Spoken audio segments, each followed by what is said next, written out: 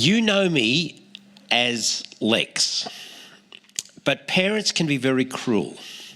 And my full name is Alexander. Lex has got the little short bit in there, right? And the reason I say parents can be very cruel, I don't know if any of you have enough imagination to think of a word that rhymes with Lex. But when I was at school, I was always known as Sexy Lexi. And to live with the burden of that on my life, right? And the name Alexander came because my mum was one of three girls, no boys in the family, and her surname was Alexander. And so I was the first grandson to be born to those three girls, and so I was deputised to carry the family surname Alexander, and Lex being short for that. My grandfather, Mum's dad, Will Alexander, he left school at 12 years of age after a total of 4 years of education. What more would a man need in life, right? 4 years of schooling. He left home at 14 to go on the road to find jobs to get money which he would send home to his family to help support his family.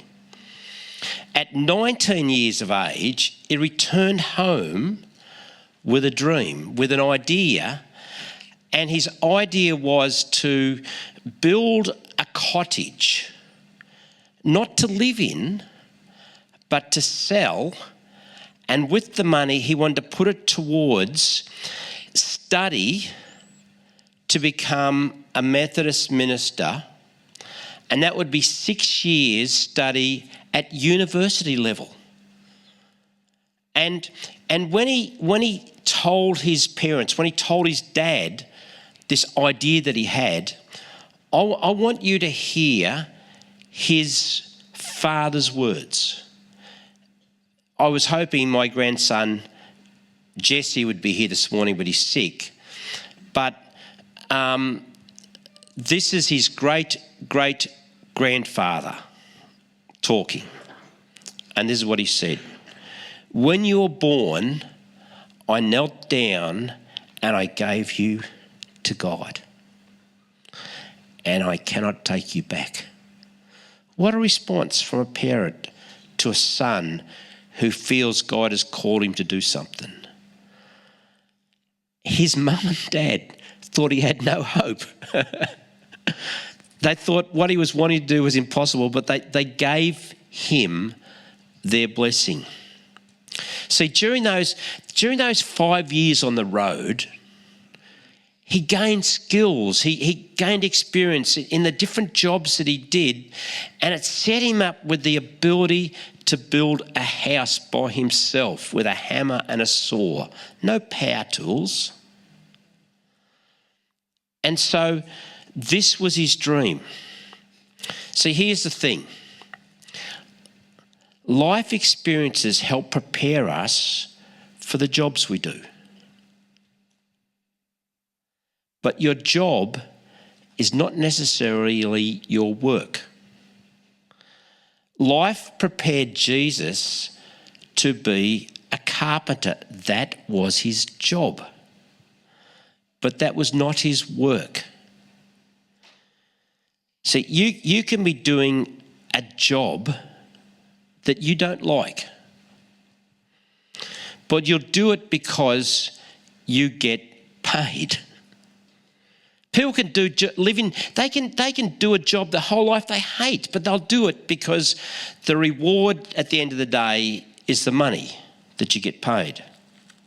And the motivation to be involved in a job you don't like is that paycheck.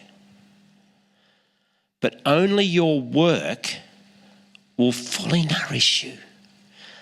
Only your work will do that. I want to quote Jesus. This is in John 4:34.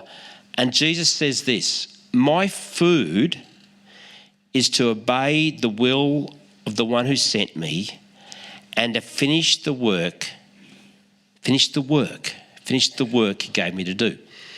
The context of that, Jesus and the boys are cutting through a place called Samaria.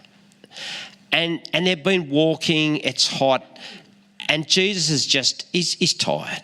And they rock up at this well where they can get a drink, but it's out of town. And so he sends the boys in to get some takeaway. And while he's there alone, tired, hungry, he starts ministering to a woman from a different culture to him. And when the boys get back, the food they've brought's getting a little bit cold.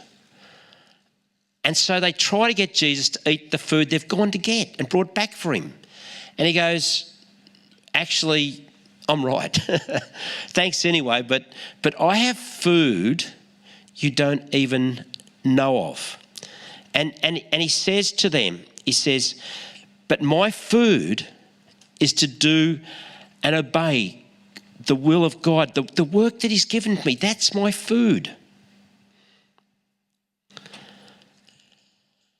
When Jesus was talking about his food, it's nothing to do with what you physically eat. He's trying to show them something that they did not yet get. And when he said to them, you have no idea of the food that I have, he was explaining to them, you have lived as fishermen and you've worked for a job. But I called you out of that to be fishers of men. I've got work for you, but you haven't yet stepped into that. You don't yet fully know your purpose. You haven't yet experienced that. But I know my purpose. I know my food. I want you to pick this up. The Greek word, in the context of what Jesus was saying, my food is to do God's work. That word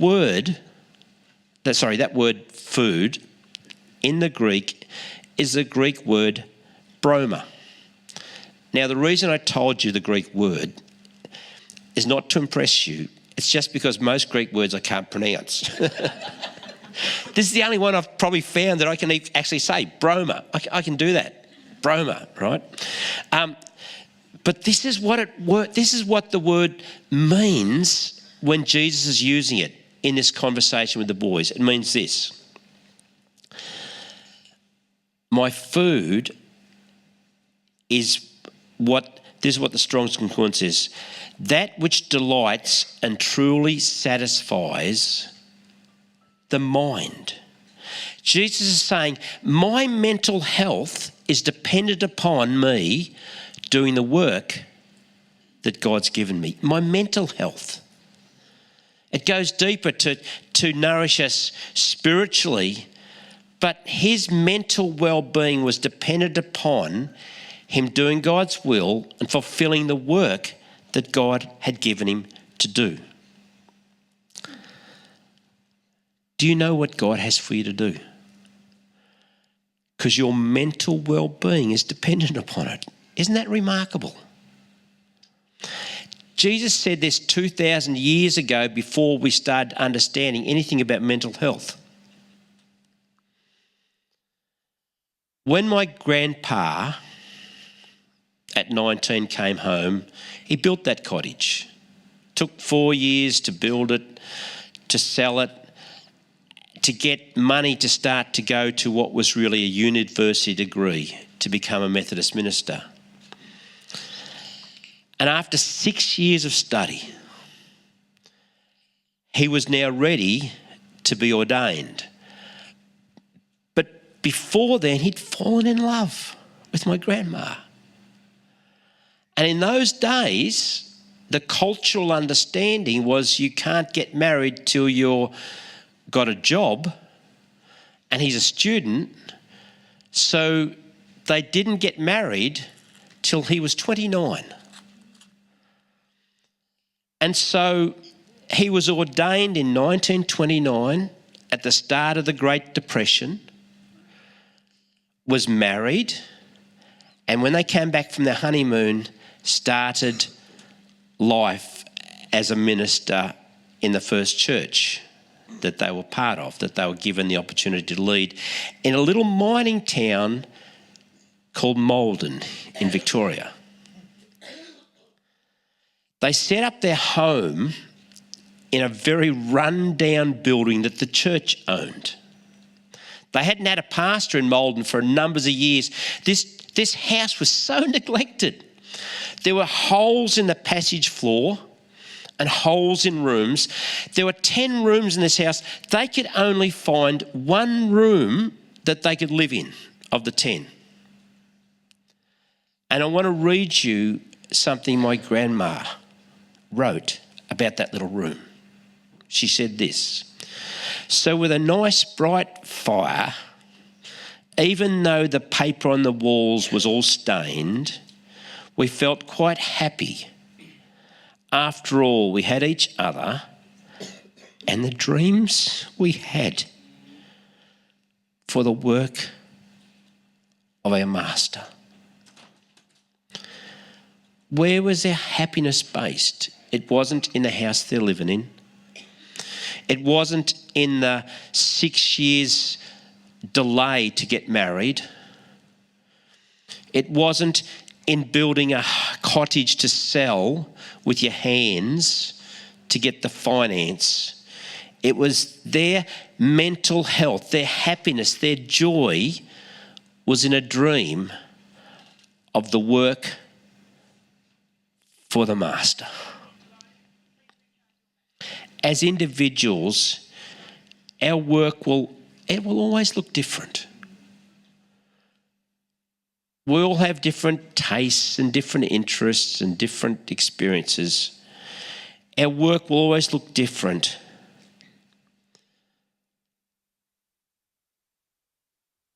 But the motivation will be the same if it's God's work. It will be for our Master. The work varies, but it varies based on the opportunities we get. And I use that word opportunities very deliberately. I'm deliberately picking up that word, the opportunities that you get in life.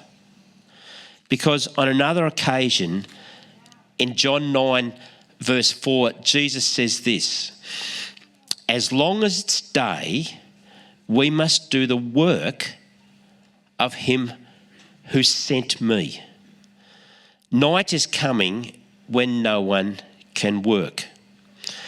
As long as it is day." As long as it's day. That's a weird thing to say.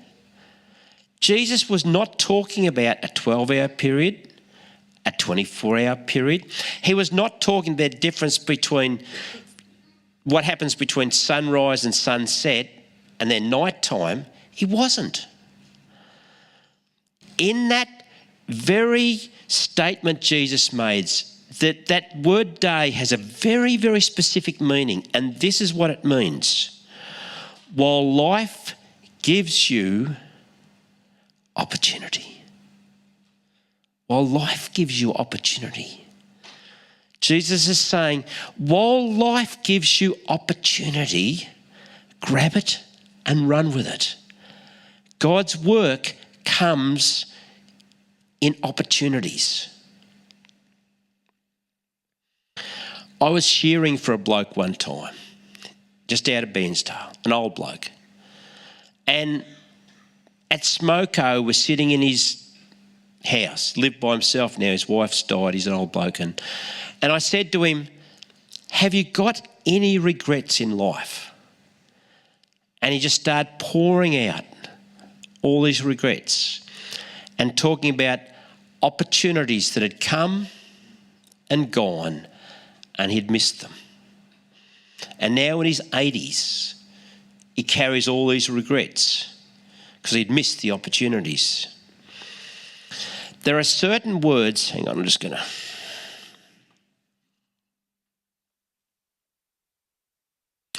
There are certain words that I will never speak out of my mouth when I'm preaching. And these are the words. See, I've got your attention, haven't I? Should, ought to, need to, must. I try to avoid them because when you use them, they always condemn people. When you say to people, we should pray more, we ought to do more, we need to, we must, it doesn't inspire us. It just feels it's like we don't measure up. We can't be enough. And yet when Jesus is saying, when life gives you an opportunity, we must grab it. Must. It's a word I don't use. But Jesus is not using it to talk about some external expectation on us. The word must, in that context, literally means duty. It's an internal motivation. It comes from within. It's not someone putting pressure on you to do something, to measure up. It's actually, it comes from inside, and the only way it can come is if we know what our purpose is, why we were born, why we're here. Jesus knew his purpose. He knew why he was born. My grandfather had that sense of duty. It was an internal compass that he and my grandmother carried within them, and it directed them to the work of our Master. Remember, everyone's work, it's different. But the motivation, the sense of duty is the same. We were talking here on Wednesday night at home group about this word work. And someone sitting back in the back there had a brilliant way to explain and look at God's work. They said to me, at times God's work is simply for us to allow him to heal us and restore us, the brokenness inside. See, when you hear God's work, you think you're meant to go out and do something. But it's much broader. God wants to work in us so that what comes out of us is wholeness and healing to those around us. And so your opportunity for healing could come through growing to maturity courses, through home groups, just hanging around after church and talking to people. That may be healing to you. Grab the opportunities that happen in the life of Redgum. Those opportunities are God's opportunity for his work in your life in all sorts of ways. My dad knew Jesus since he was a little kid. But just before his 15th birthday, when he's on August the 13th, he had an opportunity to respond to Jesus publicly in a youth gathering in Brisbane. And when he did that public declaration that he wanted to follow Jesus just before his 15th birthday, out of that came a hunger to grow and discover all this stuff about God and life and church. And so there was an opportunity he heard of, and it was to do a study course and then sit examinations for a local preacher's position in the Methodist Church. It's for adults. He just turned 15. Opportunity. Just went for it. He passed all the exams, all the subjects. That was in August when he put his hand up to follow Jesus. The exam was in October.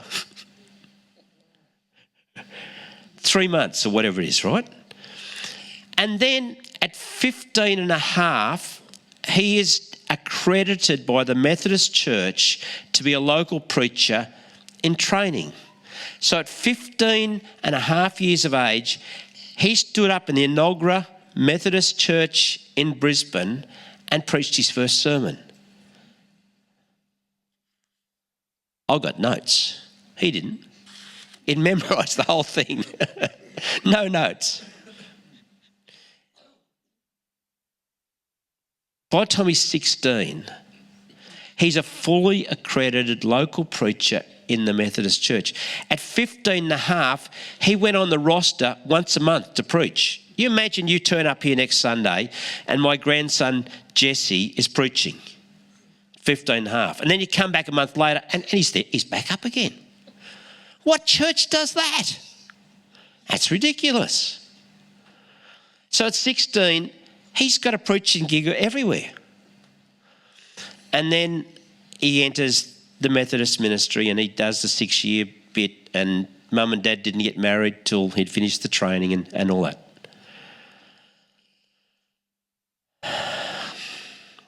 He took the opportunity at 15 that life gave him, and he discovered God's work in his life.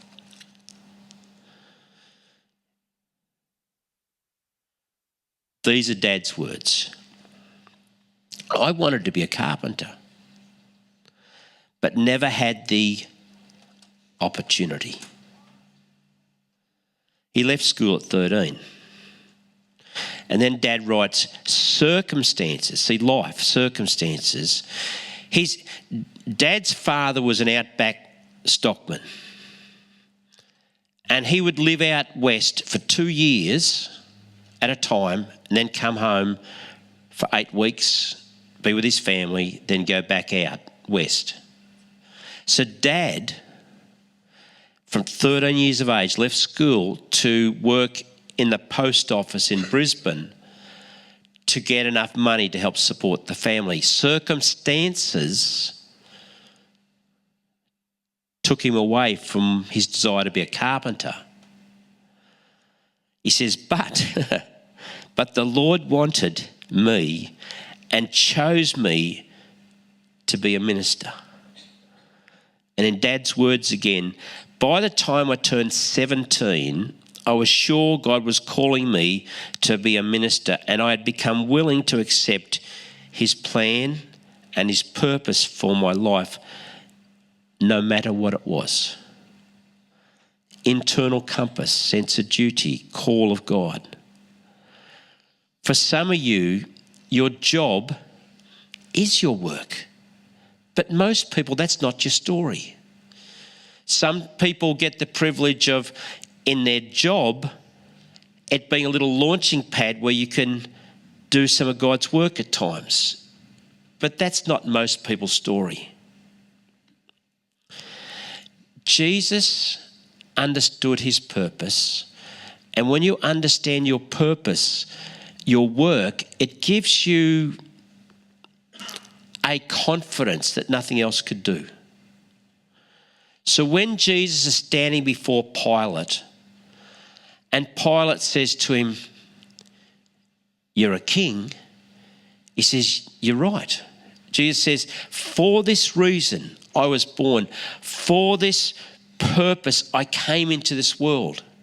And it gave him such confidence that when Pilate says, "I have the power over you to give you life or to crucify you," Jesus goes, "No, you don't, mate. You don't have any power over me except what my Father gave you. I'm the one in charge." When you know your purpose, it gives you a boldness. It gives you a centeredness like nothing else can.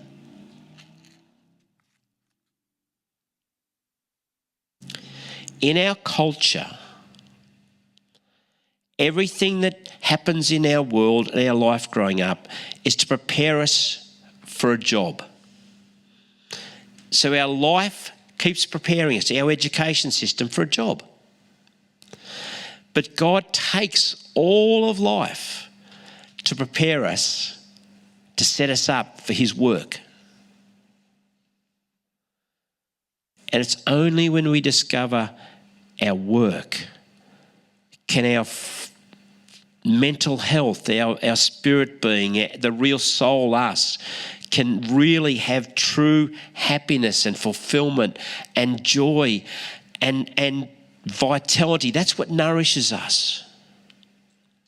work, God's work, is always found in serving other people. That's where it's found. And it can happen in so many ways in the life of a local church that we can't just do by ourselves.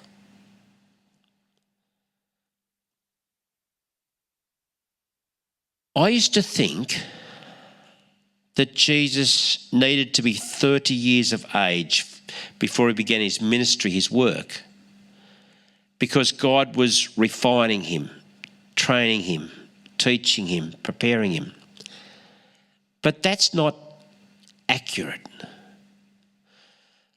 I've since discovered that Jesus was controlled by and limited by opportunity.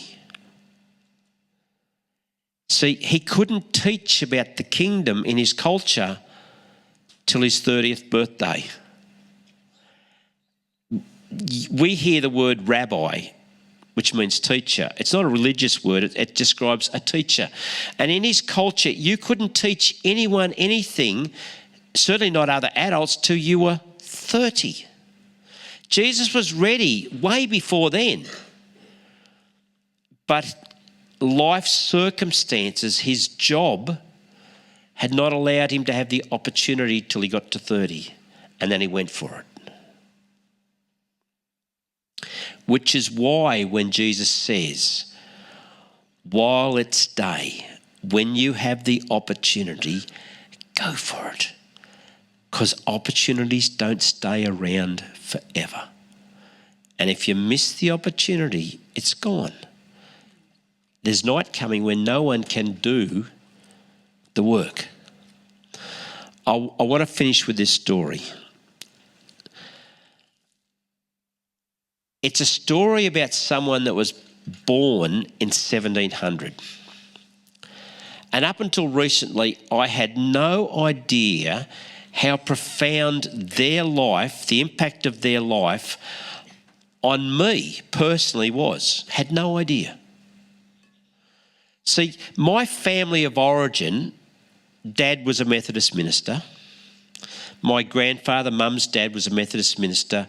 His two brothers were Methodist ministers. My grandfather's three daughters all married Methodist ministers. I grew up in a family of women preachers. I was talking to my sister yesterday and she was saying that she was talking to someone about my grandma and they can remember her preaching in the Methodist church with a baby on her hip as she preached because Grandpa was preaching somewhere else. So my family of origin set me up with my Christian worldview, how I've approached life, the values, the way we treat people, all the stuff that's formed me came from growing up in that culture of the Methodist Church. But I didn't know this guy that was born in 1700, he was the influencer of all that. And his name, I'm only going to use it once because it's German and I can't speak German. So this is his name, Count Nicholas Ludwig von Zinzendorf. That's it. So I'm just going to call him Nick. Count Nick, born in 1700, has profoundly influenced my life. At 21 years of age, he is German royalty. His whole life, his job, prepared him to be a count. His education, his everything, his position in life was dependent upon him fulfilling the expectations of his country, his family of origin. 22 generations of royalty is this Count Nicholas. At 21 years of age, is in an art museum. He has a love for God, but he's in an art museum. And on the wall is a painting of Jesus with a crown of thorns on his head. And beneath it is a statement, beneath the painting that the artist put on underneath the painting. It says, "This I did for you, speaking on behalf of Jesus, this I did for you, what will you do for me? That moment in his life, something went in here, and a sense of purpose and call and duty went into this young 21-year-old. His own dad had died before he was born. He grew up with his grandmother, and so he went to his grandma at 22 years of age and took his whole inheritance, and he bought land to put a little village on it to have peasants live there where he could introduce them to Jesus. And as he's building this village, he discovers that there are Christians across Europe who are persecuted by the Roman Catholic Church. And he brings them in, and he starts bringing in all these people. And he's going to create this Christian community. And there's Baptists, and there's Presbyterians, and there's Lutherans, and there's all these different they come together, and they're critical of each other. And they fight over doctrine and over theology. And they're hurting each other. And it's ripping his heart apart. He's grieved over this. He imagined what he's going to do from God with his inheritance. And the Christians that have come together want to argue over theology. And this took about 5 years to get in place. So now it's 1727. He's 27 years old. There is in this community 220 people, 87 children, all living in 30 different homes. And they're fighting with each other. And he goes from he's 27, he goes from one family to another, and he shows them and convinces them that this is not God's will. He gets these families to all sign a peace treaty. He gets them to all sign a document where they pledge and promise to love one another, to seek God. These are the terms: to love one another, seek God, and live in unity. That was on the 12th of May, 1727. And as they started to live out this promise to love one another and to deliberately seek the common ground they could connect on and not look for the division, on the 13th of August, Dad's birthday, 1727, the Holy Spirit showed up in a communion service that changed their lives. It's classed as the Pentecostal outpouring on the Moravian church. It changed our world. That little group of people who are willing to love each other and lay down their differences, God turned up. And it was in the children that it was profoundly seen. I wish I could go into the whole story, but I'm just going to give you the headlines. In the next 25 years, that little group of people sent 100 Moravian missionaries all around the world. In 65 years, before William Carey was ever born, who's classed as the father of modern missions, it's not true. The Moravians had sent 300 missionaries to 28 countries, 226 mission stations across the world.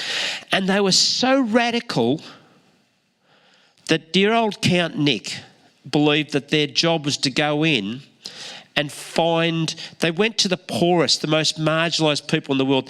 They went first to the West Indies because this brutality thing called slavery, they saw as so wrong. So they went to the slaves first. Some of them, the missionaries, it's stupid what they did. They sold themselves into slavery to reach slaves. Who does that?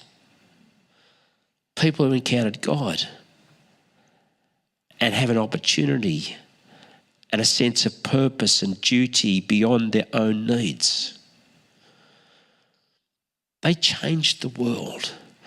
They went in, and instead of trying to make black people Western, to make Indigenous people lose their language, they gave them the Bible. They translated parts of the Bible into their language. Charlie, you know, here in Australia, the missionaries westernised, made British, First Nation people, right? The Moravians did not do that. They believed that their job was to go in and find First Nation people and then champion them to go back into their communities. They felt they could reach their communities better than any German-speaking missionary ever could. And they didn't take their language away. They didn't take their culture away. They used that and released them. In Germany at that time, only 10% of girls were ever allowed to be taught how to read and write. But count dear old Nicholas. 90% of all the Moravian girls growing up were taught to read and write the same as the boys, exactly the same. They had women preachers and women leaders, and he was so hated by the existing church, he was exported, he was deported from his own country. Germany kicked him out of his own country because he was so ahead of his time. And God used him to change the world, but to change my life, because an Anglican minister called John Wesley was travelling to America on a boat, and the storms hit and the boat looked like sinking, and on that boat were some Moravian missionaries. Do you know what they did during the storm? Same as they did every other night. They were up on deck singing worship songs and praying and praising God. And when he looked at what they were doing in response to this storm, he went, what is it with them? He was so impacted that when he got back to England, he found the Moravians and he started going to their meetings, and this Anglican minister found Jesus for the first time. And he had this encounter with the Holy Spirit, and the whole Methodist movement, that whole thing that came out of Charles and John Wesley was all based on what Count Nicholas envisaged of how God could transform a community and a world just by us loving one another and having a sense of purpose and destiny. When you walk into Redgum and you feel loved and valued, irrespective of the colour of your skin or your background, it's God's kingdom on earth, acceptance and purpose and a sense of home. And Count Nicholas found all that in God's word, and he just ran with it. What could we do? There's more of us in this room than there was in that little church 300 years ago. There's so much more we can do when we get a sense of God's purpose, God's work for us.